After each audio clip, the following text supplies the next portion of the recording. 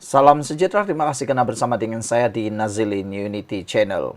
Lihatlah, saat pertikaman berlaku di dalam Perikatan Nasional, saat perebutan kuasa sibuk berlaku dalam Perikatan Nasional, yakni siapa yang akan jadi Perdana Menteri, siapa yang jadi abang besar dalam Perikatan Nasional, siapa yang lebih banyak duit dalam Perikatan Nasional, siapa yang paling dominan dalam Perikatan Nasional, siapa yang paling banyak berkorban dalam Perikatan Nasional, ini pula yang terjadi kepada Anwar Ibrahim.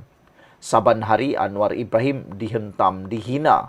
Bahkan ada juga yang berani memfitnah beliau. Bahkan Anwar Ibrahim juga baru-baru ini menerima ugutan. Sehingga pihak polis telah pun mengambil tindakan siasatan terhadap tindakan ugutan tersebut. Hari ini, dikala Perikatan Nasional sibuk bertikam lidah, bertikam kuasa, bertikam siapa paling hebat, siapa paling mantap, dan siapa yang sepatutnya mengetuai Perikatan Nasional, Anwar Ibrahim pula dapat anugerah Imam Khalifah Agung dan 2 juta ringgit telah digerakkan untuk pendekar Madani. Kata orang Anwar Ibrahim tiada kualiti. Kata PAS paling teruk sekali. PAS dengan berani mengatakan mereka mempunyai sekumpulan, segorombolan, selori, sedua lori, setiga lori, seempat lori pemimpin yang sama konon.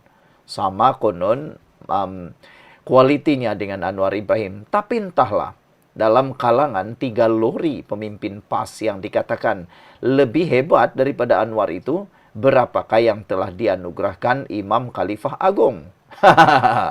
Saudara-saudara sekalian, hari ini Datuk Seri Anwar Ibrahim dianugerahkan sebagai Imam Khalifah Agung Sri Tribuana Simanjakani Menjakini Gangga Chula Sakti oleh Datuk Dr. Raja Abdul Majid Raja Mat Isa mewakili Pertubuhan Seni Silat Pusaka Gayung Malaysia. Sebelum kita teruskan ulasan ini, jangan lupa tinggalkan komen Anda dengan tanda pagar kami sayang PMX. Sebelum itu, izinkan dulu saya berkongsi kepada Anda semua, ini terapi imun transfer factor for life. Terapi imun yang meningkatkan daya imun badan kita sehingga 400%. Secara umum dan ringkasnya, apabila imun badan kita lemah, apabila imun badan kita bodoh, apabila imun badan kita tidak seimbang, kita kena penyakit dan tidak sembuh daripada penyakit. Lalu, penyakit itu bersarang dan berakar di dalam tubuh badan kita. Apabila imun badan kita jadi kuat, bijaksana dan seimbang, imun badan itulah yang akan menyerang penyakit bersembunyi dalam tubuh badan kita. Lalu, kita sembuh daripada penyakit tersebut. Cepat dapatkan produk hebat ini melalui nombor telefon saya yang tertera. Produk ini lulus KKM halal dan diperakui oleh dokter-dokter di seluruh dunia. Bahkan, produk ini adalah penemuan paling bersejarah dalam dunia kedokteran abad ini. Kalau Anda sudah berdoa bertahun-tahun untuk masalah kesehatan Anda, mungkin ini jawaban yang Tuhan hantar untuk Anda semua. Jangan abaikan dan jangan lengah-lengahkan. Jangan bertangguh. Dalam himpunan pendekar Madani di Bukit Mertajam hari ini, Perdana Menteri juga mengumumkan peruntukan 2 juta ringgit untuk tujuan menggerakkan kegiatan pendekar Madani bagi semua badan pertubuhan silat di negara ini. Anwar berkata, seni mempertahankan diri dapat memupuk sifat disiplin, beradab, berakhlak dan rasa saling hormat sesama bangsa. Pesilat orang yang kental semangatnya, orang yang disiplin, orang yang berakhlak mulia, yang benci dengan kezaliman, benci dengan penindasan serta benci dengan buli di kalangan kita. Hebatnya orang Melayu kerana semangat dan disiplin.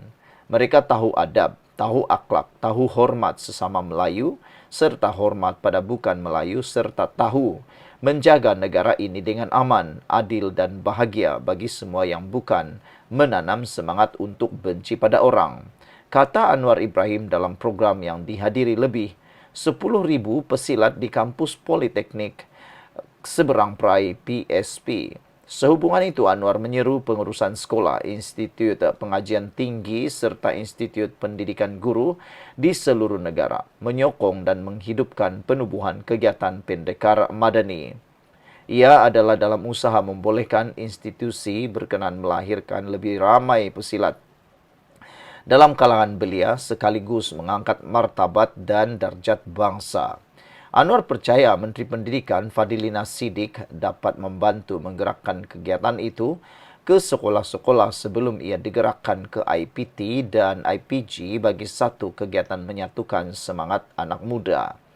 Yang kita sebut negara madani dan kini pendekar madani, kita menghidupkan semangat dan sudah berjalan, dan saya percaya Menteri Pendidikan akan gerakkan kegiatan ini. Pendekar madani masing-masing persatuan silat tak ada masalah bagi saya, tapi adalah satu saluran utama. Kita adalah satu bangsa, satu budaya dan seni pertahankan diri ini bukan untuk bermegah, bukan untuk angkuh, bukan untuk sombong, tapi untuk melatih anak-anak bangsa kita, dan kita akan pastikan semua sekolah kita mendukung semangat pendekar madani ini. Dan seterusnya, Politeknik di Institut Pendidikan Guru, Institut Pendidikan Tinggi, kita akan hidupkan ini sebagai suatu kegiatan yang menyatukan semangat anak-anak muda dengan satu matlamat mengangkat martabat, harkat, dan darjat bangsa ini, kata Anwar Ibrahim lagi. Sekian dulu untuk kali ini. Jangan lupa tinggalkan komen Anda. Bye-bye. Salam sejahtera. Ulasan kali ini menjawab kepada soalan di mana Marwah Parti Bersatu, Marwah Muhyiddin sebagai Presiden Parti Bersatu dan merupakan juga pengerusi Perikatan Nasional. Dalam himpunan Muktamar PAS kini seakan-akan tak henti-henti menyindir, memalukan Muhyiddin Yassin. Itu soalan netizen, dan mereka bertanya, Bersatu akan umumkah keluar Perikatan Nasional lalu sertai Kerajaan Perpaduan Madani? Itu soalannya. Dan apabila soalan Bersatu umum keluar PN sertai Kerajaan Madani ditanya, ada seorang netizen tanya lagi, siapa yang untung, siapa yang rugi kalau Bersatu menyertai parti kerajaan dan gabungan kerajaan, dan adakah itu mustahil? Saudara, dalam Malaysia, kabar angin jangan kita anggap buang ke tong sampah terus. Kabar angin di Malaysia seringkali menjadi benar. Kabar angin menyatakan kononnya Bersatu akan umum keluar PN lalu sertai Kerajaan Madani, jangan dibuang terus ke dalam tong sampah. Manalah tahu kabar angin itu benar-benar jadi kenyataan dan realiti. Sebab di Malaysia ini, politiknya sangat dinamik. Kita tidak boleh terima, kita tidak boleh percaya secara bulat-bulat kononnya mereka itu bermusuhan sampai kiamat. Lihat sajalah Pakatan Harapan dan Barisan Nasional. Dulu mereka seteru yang bukan calang-calang, yang boleh dilihat hampir mustahil untuk bersahabat, bekerja sama. Tapi hari ini sudah bekerja sama. Jadi kalau soalan mustahil Bersatu meninggalkan Perikatan Nasional dan mustahil Bersatu menyertai Kerajaan Perpaduan Madani, soalan itu, jawaban itu adalah jawaban yang salah. Karena dalam politik Malaysia, apapun boleh berlaku. Dulu dalam politik, saudara, dalam politik tiada kawan selama-lamanya, tiada lawan selama-lamanya. Semuanya boleh berlaku dalam sejenak mata. Sekelip mata, orang boleh berubah dalam politik, khususnya politik Malaysia. Jadi, bolehkah Bersatu umum keluar PN lalu sertai Kerajaan Perpaduan Madani? Jawabannya mudah. Boleh bila-bila masa. Adakah PAS akan rugi? Ya, rugi. Adakah Bersatu akan untung? Ya, Bersatu akan untung. Dan bolehkah berlaku? Memang boleh. Saudara-saudara sekalian, tajuk kali ini Bersatu umum keluar PN sertai Kerajaan Madani. Ini satu tajuk ulasan yang memang kontroversi tahap level maksima. Tapi ingat, berita kabar angin jangan dibuang begitu saja. Selalu boleh berlaku. Sebelum itu, izinkan dulu saya perkenalkan kepada Anda semua, ini terapi imun transfer factor for life. Terapi imun yang meningkatkan daya imun badan kita sehingga 400%. Secara umum dan ringkasnya, apabila imun badan kita lemah, apabila imun badan kita bodoh, apabila imun badan kita tidak seimbang, kita kena penyakit dan tidak sembuh daripada penyakit. Lalu penyakit itu berakar, bertumbuh, bersarang di dalam tubuh badan kita kerana imun badan kita sudah tidak mampu lagi mempertahankan kita, menghapuskan akar penyakit atau penyakit yang dalam tubuh badan kita. Lalu penyakit itu berakar di dalam tubuh badan kita. Tapi berita baiknya, terapi imun ini mengajar, mendidik, menguatkan dan menyeimbangkan imun badan kita. Apabila imun badan kita sudah diajar menjadi bijaksana, kuat semula dan seimbang, imun badan itulah yang akan bertindak mengenal pasti mana satu lawan, mana satu kawan dalam tubuh badan kita. Penyakit yang sudah bersarang dan berakar dalam tubuh badan kita akan dihapuskan oleh imun badan kita sendiri. Cepat dapatkan produk yang hebat ini melalui nombor telefon saya yang tertera. Produk ini lulus KKM, halal dan diperakui oleh dokter-dokter di seluruh dunia.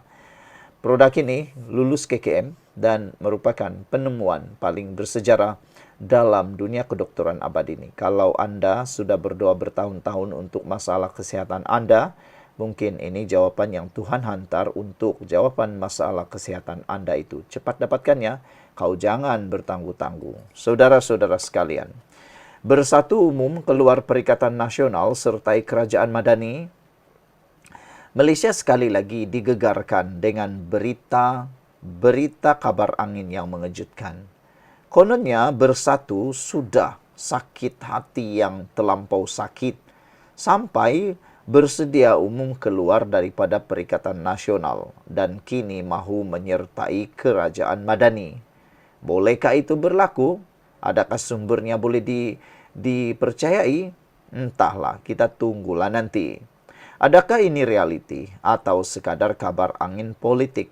Yang pasti, jika benar berlaku, inilah gempa bumi politik paling besar selepas PRU yang lalu. Hari ini saya kongsikan 5 sebab yang mungkin akan menyebabkan atau mungkin menjadi punca mengapa langkah ini nampak logik. Mengapa langkah Parti Bersatu mau umum keluar daripada Perikatan Nasional nampak logik menurut sumber yang telah menyatakannya melalui komen. Dari sindiran PAS, kenyataan panas, hinggalah maruah Bersatu yang semakin terhakis gara-gara kenyataan demi kenyataan yang dikeluarkan oleh pemimpin-pemimpin besar PAS. Sebab yang pertama yang boleh menyebabkan langkah ini nampak logik ialah kerana sindiran PAS yang tidak henti-henti sejak kebelakangan ini. PAS sejak akhir-akhir ini semakin berani menyindir Bersatu. Semalam, Tan Sri Hadi Awang menyatakan bahawa dia tidak layak dan tidak mahu jadi Perdana Menteri. Tapi dia juga menyatakan, entahlah siapa dia sindir, tapi dia kata beri peluang kepada orang bawah umur 70 tahun untuk jadi Perdana Menteri. Muhyiddin dicalonkan Perdana Menteri oleh Parti Bersatu. Muhyiddin berumur 70 tahun atas. Maknanya, jangan bagi Muhyiddin jadi Perdana Menteri. Saudara-saudara sekalian, di pentas ceramah mereka buat kenyataan seolah-olah hanya PAS yang kuat, hanya PAS yang mampu gerakkan rakyat. Sindiran demi sindiran seolah-olah mereka tunjukkan bahawa Bersatu ini sudah tidak relevan lagi, tidak punya kekuatan dan tidak mempunyai harapan hala tuju. Dan juga kepimpinannya lemah. Lama kelamaan, ahli dan akar umbi Bersatu rasa dihina dan terhina. Bagaimana mereka mahu terus bersama jika rakan sekutu sendiri tidak hormat mereka? Sebab yang kedua, yang melogikkan tindakan Bersatu keluar daripada Perikatan Nasional ialah kenyataan pedas dan panas daripada PAS yang tidak pernah habis sampai sekarang. Bukan sekadar sindiran, tapi kenyataan panas. Pemimpin PAS lantang menyebut, kalau tidak ikut rentak mereka, Bersatu boleh keluar. Ada juga yang berani kata Bersatu sekadar penumpang dalam Perikatan Nasional. Kenyataan sebegini bukan saja mencabar kepimpinan, tapi juga membakar emosi ahli. Bila suara PAS semakin lantang, Bersatu mula terasa mereka bukan lagi rakan kongsi, tapi sekadar pengikut. Sebab ketiga yang boleh menyebabkan parti Bersatu logik keluar daripada Perikatan Nasional ialah kerana maruah Bersatu sudah dipijak-pijak. Dalam banyak isu, maruah Bersatu dilihat dipijak. Kerusi mereka semakin kurang berbanding PRU yang lalu. Pemimpin mereka kurang diberi ruang di pentas utama. Suara mereka dalam Perikatan Nasional tidak lagi dominan. Bila maruah sudah dipijak, Bersatu tidak ada pilihan. Sama ada terus jadi boneka di bawah PAS atau keluar dan cari nafas baru. Sertai Madani mungkin jadi jalan selamat untuk hidup semula. Sebab keempat, PAS sudah naik kepala. PAS semakin yakin mereka boleh berdiri sendiri. Sokongan di pantai timur dan utara, SG4 memberi mereka keyakinan luar biasa, sehingga mereka yakin mereka mampu menang 80 kerusi parlimen pada pilihan raya akan datang. Namun keyakinan ini membuatkan mereka naik kepala. Mereka sudah tidak peduli pada sekutu. Mereka buat keputusan ikut suka hati. Bersatu mula nampak bahawa PAS tidak lagi perlukan mereka.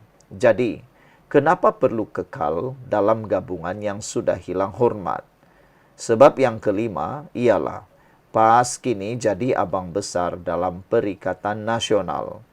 Realiti paling pedih, PAS sudah jadi abang besar dalam Perikatan Nasional.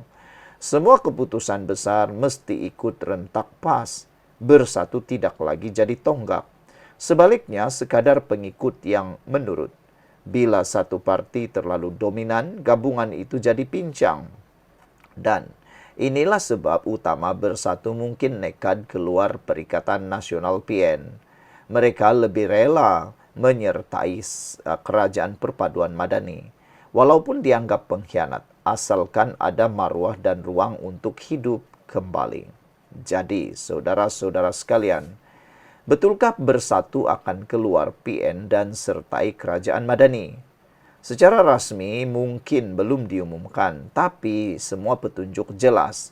Sindiran, kenyataan panas, maruah yang terhakis, PAS yang naik kepala, dan PAS yang kini jadi abang besar. Dalam politik Malaysia, apa saja boleh berlaku. Hari ini kawan, esok lawan. Hari ini sekutu, esok pengkhianat. Jika benar Bersatu keluar PN, maka peta politik Malaysia sekali lagi akan berubah total. Persoalannya, beranikah Bersatu buat keputusan ini? Atau mereka akan terus rela dipijak dalam PN? Sekian dulu untuk kali ini. Jangan lupa tinggalkan komen Anda, tekan butang subscribe. Bye-bye.